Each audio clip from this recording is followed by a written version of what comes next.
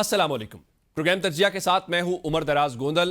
पाकिस्तान तहरीक इंसाफ की सियासत भी अजीब गर्दाब में फंसी हुई है। कहा जाता है जी मुज़ाकरात या स्ट्रीट मूवमेंट का फैसला महमूद खान अचकजई करेंगे, लेकिन कल हमने ये देखा कि सोहेल खान आफरीदी जो अडियाला जेल के बाहर मौजूद थे, उन्होंने वहां पर ऐलान किया कि 10 जून को हम पार्लियामेंट के सामने जिस दिन बजट पेश होना है एहतजाज करेंगे। उसके ऊपर पार्टी के सेक्रेटरी इत्तलात शेख वकास अकरम ने सवाल उठाया और कहा पार्टी ने भी ऐसा कुछ डिसाइड नहीं किया। उसका जवाब आज सोहेल आफरीदी इस्लामाबाद हाई कोर्ट दरखास्त लेकर पहुंचे थे कि उनकी इमरान खान से मुलाकात करवाई जाए, वो बजट के हवाले से रहनुमाई लेना चाहते हैं। मीडिया से गुफ्तगू करते हुए उन्होंने शेख वकास अकरम को किसी और का आलाकार करार देते हुए कहा कि अगर शिरकत करनी है तो ठीक है, लेकिन किसी और का आलाकार ना बने। अब सवाल बुनियादी यह है कि अब जब सोहेल आफरीदी ऐलान कर रहे हैं तो क्या यह समझा जाए कि महमूद खान अचकजई से इख्तियारात पीटीआई ने वापस ले लिए हैं, या फिर पीटीआई कंफ्यूज है कि कब फैसला करना है कब फैसला नहीं करना। और फिर 10 जून को अगर आप असेंबली के बाहर बैठते हैं तो क्या असेंबली खाली होगी, क्या गवर्नमेंट को वॉकओवर दिया जाएगा? और फिर इस वक्त जो पीपल्स पार्टी है गिलगित बल्तिस्तान इलेक्शन के अंदर बहुत सारे सवालात उठा रही है। आज भी पंजाब पुलिस के रवैये और एनओसी के ऊपर बात की है। ये किससे सवालात किए जा रहे हैं? क्योंकि दोनों इत्तेहादी जमातें हैं, ये किसके लिए कोई ग्राउंड सेट किया जा रहा है अगर उनके कुछ ऐसे इख्तलाफात हैं? फिर ये जो तरमीम आने वाली बातें हैं, कल हमारे ही प्लेटफॉर्म के ऊपर अलीना शिगरी साहिबा के शो के अंदर तारिक फजल चौधरी साहब जो हैं उन्होंने ये कहा कि आइन में जो तरमीम है वो आइन मुअत्तल होने से बेहतर है। आया ये हुकूमत का कोई खदशा है, कोई खतरा है, या गवर्नमेंट ये समझती है कि चूंकि होना तो होना ही है तो इसके अलावा हमारे पास कोई चॉइस नहीं है? फिर बजट है, बजट में 45,000 कम से कम उजरत की बातें हो रही हैं, लेकिन बुनियादी सवाल यह है कि क्या इस वक्त 45,000 के अंदर पाकिस्तान का आम शहरी, जब पेट्रोलियम प्राइसेस बहुत ज्यादा हों, जब बिजली की कीमतें बहुत ज्यादा हों, क्या आम शख्स इसमें जिंदगी गुजार सकता है? ऐसे में जब गवर्नमेंट्स अपने लिए बहुत ज्यादा पर्क्स एंड प्रिविलेजेस रख रही हो, आम आदमी को क्या मिलेगा? इन तमाम अहम मौज़ूआत के ऊपर आज हमने गुफ्तगू करनी है और अपने तीनों मौजूद मेहमानों को तारुफ करवाते हैं। स्टूडियो में हमें ज्वाइन कर लिया मुस्लिम लीग नून के बड़े वाइब्रेंट रहनुमा सेनेटर ताहिर खलील संधू साहब ने। संधू साहब, आपके वक्त का बहुत शुक्रिया, आप स्टूडियो तशरीफ लाए। और हमें ज्वाइन कर लिया सेनेटर हमायूं मोहम्मद साहब ने पाकिस्तान तहरीक इंसाफ से। मोहम्मद साहब, आपके वक्त का भी बहुत शुक्रिया। और पाकिस्तान पीपल्स पार्टी से रजा हारून साहब ने कराची से हमें ज्वाइन किया। रजा हारून साहब, आपके वक्त का भी बहुत शुक्रिया। मैं जरा आगाज मेरा ख्याल है आज गवर्नमेंट से करते हैं, क्योंकि कल हमने ये देखा कि जो वजीर आला खैबर पख्तूनख्वा सोहेल आफरीदी हैं उन्होंने 10 जून की कॉल दी है इस्लामाबाद की। उमूमन ये देखा गया बजट के मौके के ऊपर गवर्नमेंट्स को टफ टाइम मिलता है, वजीर खजाना को तकरीर करना आसान नहीं होता। संधू साहब, आप तो बड़े खुश होंगे अगर उस दिन ऑपोजिशन पार्लियामेंट के बाहर निकलती है, असेंबली में अगर वो नहीं होंगे तो बजाय इसके ज्यादा परेशान है, ये इस बात के ऊपर खुश हैं कि खुली खुली तकरीर होगी, कोई मसला मसाइल भी नहीं होगा? नहीं गोंदल साहब, सिचुएशन बड़ी परप्लेक्स्ड है और मैं बताना चाहता हूँ मुझे नहीं समझ आ रही इनके पीटीआई की कितने ग्रुप्स हैं। मैं अक्सर इनसे भी बात होती है, मेरे लिए बहुत काबिल एहतराम है मोहम्मद साहब। अलीमा खान कल कह रही थी कि आपने पढ़ा होगा, सुना भी होगा, लिखा आ रहा, हर टीवी पे आ रहा है कि बड़ी गलत इसने बात की है, सोहेल आफरीदी ने इसने मुलाकात की फलां से, और इनके अंदर इतने ग्रुप्स हैं और मुझे नहीं पता उसकी कॉल को कौन बैक करता है, कौन सपोर्ट करता है। ये कॉल दिलवाई गई है क्या वो भी गंडापुर की तरफ विकेट के तीनों तरफ खेल रहा है? तो ये समझ नहीं आ रही इनकी कोई भी। इन्होंने अपने आप को अपना हर रोज अपना, एक तो होता है ना कल्हाड़ी पाँव पे मारी, इन्होंने कल्हाड़ी नीचे रखी उसके ऊपर अपने पाँव मारे हैं। बिल्कुल टोटली मैं उस दिन कह रहे थे बड़ा अच्छा मौका आया था पिछले दिनों जब पूरी कौम यौम मार का हक मना रही थी। तो आप देखें पूरे केपी में, पूरे और किसी जगह पे किसी तरीके इंसाफ वाले ने दुश्मन से लड़ाई हुई थी ना। इनके तो साथ चलो जो भी मुकदमात हैं 9 मई से वो तो इससे पीछे छूटना नहीं कभी, इनके वो जान नहीं छोड़ेगा। लेकिन जिस तरीके से किया इन्होंने, इतना ही किया कि कहीं किसी जगह पे ये भी एक केक काट लें ताकि कोई मुज़ाकरात का किसी तरीके का कोई रास्ता बनाए। हालांकि जिनसे मुज़ाकरात करना चाहते हैं उधर भी आता सीखना वैसे मुस्लिम लीग नून से चाहिए जी, पीटीआई को उनको सीखना आपसे चाहिए। डेफिनेटली सीखे सिखाए हैं, लेकिन अब हो गए हैं। एक बंदा पंजाबी जी राह पे जाना, एक बंदा किराए पे जाना, ये किराए पे गए हैं असल में। गोंदल साहब तो जट वैसे एक बात है, मुलाकात कराने में कोई हर्ज तो नहीं है। जब अब शहबाज साहब वजीर आजम थे और मियां साहब लंदन में थे तो आपकी पूरी काबीना जाती थी, उनको ब्रीफ करती थी। जी मैं बताता हूं, इनका वोट भी तो इमरान खान को मिला। मैं बताता हूँ, कैदी के और हुकूक होते हैं मुलाकात के लिए, एक आम आदमी जो उसके और हुकूक होते हैं जब तक वो कन्विक्टेड नहीं होता, नंबर 1। नंबर 2, इन्होंने जो हाई कोर्ट में 3 जजेस ने इनका केस सुना, इस्लामाबाद हाई कोर्ट में, वहां पे जो कुछ वहां पे लिखा गया उन शराइत पे ये पूरे नहीं उतरे। तो अब मामला जो है वो हाई कोर्ट और इनके दरमियान है। ये जाएं दोबारा कि हम इस पे पूरा उतरेंगे। जब इनकी सिस्टर की हमारी काबिल एहतराम है, मैं तो आपको पता मेरा फैब्रिक फर्क है, मैं किसी की मतलब अपना खवातीन के बारे ऐसी बात ही नहीं कर सकता। तो जब इनकी बहन की मुलाकात हुई खान साहब की आपको 26 मिनट और 33 सेकंड मुलाकात थी, और उसमें बुशरा बीबी भी मौजूद थी। इनको शायद हमारे मोहम्मद साहब का ना पता हो, लेकिन हमें पता है। तो जो कुछ उधर बातें कि ये फलां कॉल देगा, ये फलां कॉल देगा, आपने फलां को मिलना, आपने फलां को मिलना, सारी सुनी है वैसे? नहीं, मैंने बल पता चल ही जाता जी चीज़ों से सारी चल जो। जाता हाँ। है। तो इस हवाले से मुलाकात हमें तो कोई, हमें क्या एतराज़ है, मुलाकात होनी चाहिए। मैं खुद ये कहता खुद ही हूँ कसूरवार आप कह रहे हैं? नहीं, हम नहीं है, ये खुद इसलिए कसूरवार है कि ये हाईकोर्ट गए हैं। देर 265 है मोहम्मद साहब। मुझे एक बड़ी खुशी है मोहम्मद साहब की, उनको पता कि I am advocate supreme court, तो वो अब मैं जब भी आता हूँ वो लॉ की बात जरूर करते हैं। और मैंने देखा उन्होंने बहुत जल्दी कॉन्स्टिट्यूशन जरा इनको मोहम्मद साहब को शामिल गुफ्तगू करते हैं। मोहम्मद साहब, मुझे ये बताइए कि ये जो 10 जून के हवाले से आप लोगों ने कॉल दे दी है आपकी वजीर आला ने, तो ये तो गवर्नमेंट को वॉक ओवर देंगे। और फिर एक इंपॉर्टेंट सवाल इसमें ये है कि हम ये देखते हैं जब पीटीआई के ऊपर तनकीद होती है, उनसे सवाल उठाया जाता है कि आपके पास कोई स्ट्रेटेजी नहीं है, तो वो कहते हैं देखें ये फैसला कर दें महमूद खान अचकजई ने कि मुज़ाकरात करने हैं या स्ट्रीट मूवमेंट का फैसला होना है, क्योंकि इमरान खान ने उनको अथॉरिटी दी हुई है। तो अब महमूद खान अचकजई ने तो ये ऐलान नहीं किया, अब सोहेल अफरीदी ने ऐलान किया है, तो आपने अब फैसले सिलेक्टिव हैं, कब एहतजाज करना है वो सोहेल अफरीदी ऐलान कर देंगे, कब नहीं करना तो महमूद खान अचकजई पे डाल देंगे।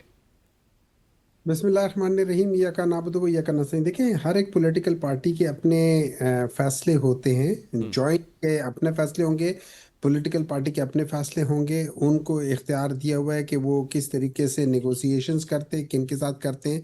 वो अचकजई साहब के साथ है। पीटीआई के अपने भी डिसीजंस होंगे, कहाँ वो ये क्या कह सकते हैं उसे, चाहे वो अडियाला जेल है या किसी जगह पे है, वहाँ पे हम अपने फैसले भी करेंगे। हम किसी फैमिली के लिहाज से नहीं है, लेकिन सिद्धू साहब को पहले थोड़ा सा, मेरे ख्याल में इनको पहले थोड़ी सी मदद करनी चाहिए अपने लीडर की, कि जिसको पिछले 9 साल से आज तक ये नहीं पता चला कि उनको निकाला क्यों है।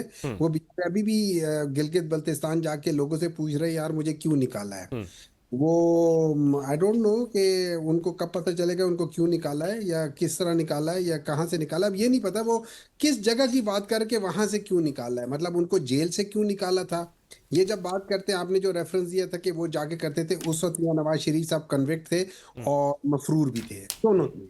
मफरूर इन अ वे कि उन्होंने कहा था कि मैं 4 से 6 हफ्ते में एक स्टैम्प पेपर, बात उसकी वैल्यू की नहीं है कि 50 रुपए की है, बात उस स्टैम्प पेपर की इज्जत की है कि जो इस मुल्क के एक चीज को रिप्रेजेंट करता है, और उसके ऊपर लिखने के बाद भी कि ये शख्स वापस आ जाएगा। ना उस शख्स जो गारंटर था उसने अपनी जो जो वादा था उसको पूरा किया, और ना वो शख्स जो उसकी बेसिस पे निकल के बाहर भागा था और उसने कहा था कि मैं तो इलाज करवाने जा रहा हूँ। हालांकि इन्हीं के ये एक सेनेटर है जो इन्हीं की वोट से आए हुए हैं। उन्होंने कहा कि उनका तो ब्लड हम लोगों ने अपने घर में, और पता नहीं किसका कह रहे थे कहाँ से ब्लड निकाला था, कि वो निकाल के हम लोगों ने ये सारा खेल रचाया हुआ था, और विद जनरल मोहम्मद फैज। साहब, ये तो चले उस तकरीर का रद्द अमल है। असल सवाल ये है जो आपने 10 जून की कॉल दी है, अब इसके ऊपर आपने क्या करना है? क्या वजीर खजाना को कहेंगे कि मर्जी से तकरीर करें, हमारी तरफ से कोई इस बात कोई एजेंडे की कॉपी भी नहीं फाड़ेगा? और फिर यह सवाल, इस वक्त सवाल आपसे ये है कि अगर वो नहीं मुलाकात करवाते, जो क्या सोहेल अफरीदी साहब इस्लामाबाद हाई कोर्ट में भी गए हैं, तो क्या Khyber Pakhtunkhwa assembly budget pass नहीं करेगी, या फिर वही बात है कि शोर शराबा भी होगा, बजट भी पास होगा, गवर्नमेंट फिर ये कहेगी ये तो बस सिर्फ बातें ही करते हैं? देखिए, वजीर ख़जाना साहब, अब मैं क्या कहूँ उनके कि वो बजट वो तकरीर करेंगे, वो उसका टाइमिंग का ज़रा देखना पड़ेगा, क्योंकि मोहसिन बेग साहब तो कुछ और कहते हैं उनके बारे में। तो अब मुझे नहीं पता कि वो उनकी बजट तकरीर कितने टाइम पे होगी, क्योंकि वो टाइमिंग के लिहाज से तो मोहसिन बेग साहब कुछ और कहते हैं। एहतजाज का अपना वो होगा, अगर उन्होंने कॉल दी हुई है तो उसके ऊपर अभी बैठ के डिसाइड करेंगे कि किस तरीके से होगा, क्या होगा, वो डेफिनेटली होगा। फिलहाल तो डेट हुआ ना, लेकिन लेट्स सी। देखिए, लेकिन बात इंपॉर्टेंट चीज ये है कि इन लोगों को एक डर है, इन लोगों को एक खौफ है, ये इमरान खान से बात नहीं करवाना चाहते और कुछ नहीं ना, there is nothing in it. सब ये कहते हैं, और सिर्फ देखें, यहाँ ये basically they are non democratic people, ठीक। They not understand what is democracy. यही वजह है कि इन लोगों का आज लीडर जो 3 दफा प्राइम मिनिस्टर रहा है, पिछले 40 साल से पाकिस्तान की सियासत में है, और आज भी ठीक है, वो बिल्कुल ठीक है। रजा अरुण साहब को जरा शामिल करें। आप कह रहे हैं कि ये असल में नॉन डेमोक्रेटिक लोग हैं जिनको ये पता नहीं जमहूरियत क्या है। लेट मी फिनिश जी, जी। Let me finish sentence. और आज भी इनका जो मेन मौकफ ये है कि हमारा जो मेन जो ओपोनेंट है वो पॉलिटिक्स से बाहर रहे, और ये लोग अंदर रहे बिला मुकाबला बगैर किसी उसके ये लोग करते रहे जैसे बिल्कुल हमेशा। ठीक है, आप कह रहे हैं कि खान साहब को रिंग से बाहर रख के ये जो है ये फाइट लड़।